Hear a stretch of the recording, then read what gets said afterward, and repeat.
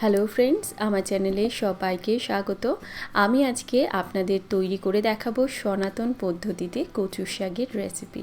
তো কচু শাক অনেকে অনেকভাবেই বানায়, আজকে আমি যেভাবে বানাবো এইভাবে কখনো ট্রাই করে দেখবেন, আশা করি সবার ভালো লাগবে। এর জন্য এখানে কচু শাক, একটা বড় সাইজের কচু শাক আমি এখানে কেটে ধুয়ে রেখেছি। কচু শাকগুলোকে প্রথমে একদম গোটা কোনো শুকনো পরিষ্কার কাপড় দিয়ে ভালো করে প্রথমে ভিজিয়ে ধুয়ে নেবেন, তারপরে খোসা ছাড়াবেন ভালো করে, তারপরে এটাকে একবার করে জলে ধুতেও পারেন, আবার নাও ধুতে পারেন। যদি মনে হয় নোংরা আছে আর একবার করে ধুয়ে নেবেন। তো কচু শাকের খোসা অনেকে ছাড়ায় না, তবে আমি সবসময় খোসা ছাড়িয়েই করি, আমার এটাই ভালো লাগে। তো কচু শাকের খোসা যদি থাকে অনেক সময় গলায় লাগার চান্স থাকে, তো সেই জন্য খোসাটাকে ভালো করে ছাড়িয়ে আমি একটু জলে নুন দিয়ে ভালো করে সেদ্ধ করব। এটা একদম গলিয়ে ফেলবো না, আবার যেন শক্ত না থাকে, মোটামুটি নরম করে এই কচু শাকগুলোকে সেদ্ধ করতে হবে। ভালো কচু শাক হলে আপনারা দেখবেন খুব অল্প সময়ে কচু শাকটা সুন্দরভাবে নরম হয়ে গেছে। দেখুন সুন্দর সেদ্ধ হয়ে গেছে না? এইবারে এর জলটাকে ভালো করে ছড়িয়ে নিতে হবে। এই কচু শাকের যদি জলটা আপনারা না ফেলেন ভালো করে, তবেই কিন্তু এটা গলা একটু কুটকুট করে, ভালো লাগে না। তো সেই জন্য প্রথমে ভালো করে এটাকে সিদ্ধ করে তারপরে এর জলটাকে ঝরিয়ে নিতে হবে। তো এরকম কোনো ঝাঁঝের উপরে এটাকে ঢেলে দেবেন, তারপরে চেপে চেপে এভাবে এর থেকে জলটা বার করুন, বা পরিষ্কার কোনো সুতির কাপড়ে করেও আপনারা এই কচু শাকটাকে চিপে নিতে পারেন। তবে এটা খেয়াল রাখবেন যেন একদম জল না থাকে, আর অতিরিক্ত আবার ড্রাই করবেন না, তাহলে না রান্না হওয়ার সময় এটা বেশি শুকনো শুকনো হয়ে যায়। তো সেটা বুঝে আপনারা করবেন। অনেকে একটু জল জলে ভালোবাসে, একটু ভেজা ভেজা কচু শাক, অনেকে একটু বেশি ড্রাই ভালোবাসে। তো কে কীরকম ভালোবাসে সেটা বুঝে এর জলটাকে ঝরিয়ে রাখবেন। তো দেখুন কচু শাকটা আমার সুন্দর জল ঝরানো হয়ে গেছে।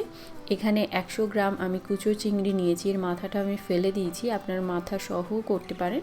তো এই চিংড়ি মাছটা ভালো করে ধুয়ে রেখেছি। এর মধ্যে একটু নুন আর হলুদের গুঁড়ো দিয়ে মাছটাকে ভালো করে মাখিয়ে নেব। আপনারা কুচো চিংড়ি দিয়ে করতে পারেন, বা মিডিয়াম সাইজের যে বাগদা চিংড়িগুলো হয় না, সেই বাগদা চিংড়ি দিয়েও করতে পারবেন। এখানে আমি নারকেল কুচি রেখেছি 1/4 কাপ মতন। এই নারকেল কুচি দিবেন, তাহলে এর মধ্যে খুব সুন্দর টেস্ট আর ফ্লেভার আসবে। আপনার চালের মধ্যে দেশি যে ছোলা হয় সেই ছোলাও দিতে পারেন। ছোলা, নারকেল, চিংড়ি মাছ এসব দিয়ে করলে ভালো হয়। এবারে কড়ার মধ্যে সর্ষের তেল ভালো করে বেশ গরম করে নেব।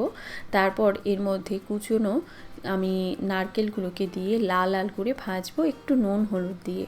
তো আপনারা এই রান্নাটা সবসময় সর্ষের তেল বা ঘি দিয়ে করবেন, তাহলে এর টেস্টটা ভালো আসবে।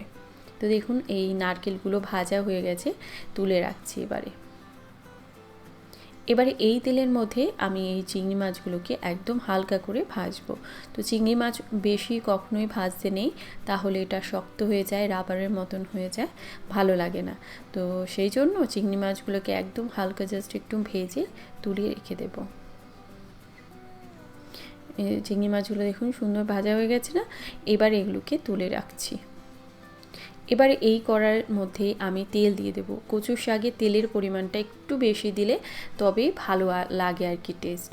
এর মধ্যে আমি শুকনো লঙ্কা, তেজপাতা, গোটা জিরে, আদা বাটা আর একটুখানি কাঁচা লঙ্কা, 4টে মতন 4-5টা কাঁচা লঙ্কা ফোড়ন দিয়ে দিয়েছি। এগুলো যখন একটু ভাজা ভাজা হবে তখন সেদ্ধ করে জল ছড়ানো কচু শাক দিয়ে দিচ্ছি। পরিমাণ মতো নুন দিয়ে দেবো, হলুদের গুঁড়ো দিয়ে দেব, দিয়ে এটাকে ভালো করে নাড়ব। কচু শাক রান্না করতে একটু সময় লাগে, এটা অনেকক্ষণ ধরে যদি তেলের মধ্যে ভালো করে রান্না হয় তাহলে এটার টেস্টটা ভালো আসে।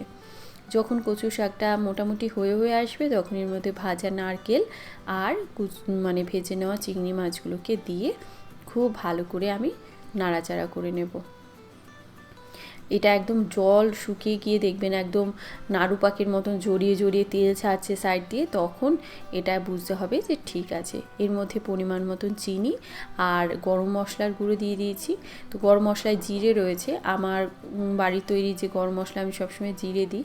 তো আপনারাও আমার রেসিপি রয়েছে আপলোড করা, কিভাবে গরম মশলা আমি তৈরি করি সেটা দেখে ওইভাবে বানিয়ে করে দেখবেন, ওর ফ্লেভারটা খুব ভালো হয়। তো ওই গরম মশলা দিয়ে আমি এটাকে এবারে নামিয়ে নেব। এটাকে অবশ্যই গরম ভাতের সঙ্গে সার্ভ করবেন, ভালো লাগবে। কীরকম লাগলো জানাবেন। যদি ভালো লেগে থাকে অবশ্যই লাইক করুন, শেয়ার করুন আর আমার চ্যানেলটিকে সাবস্ক্রাইব করবেন। ভালো খান, সুস্থ থাকুন।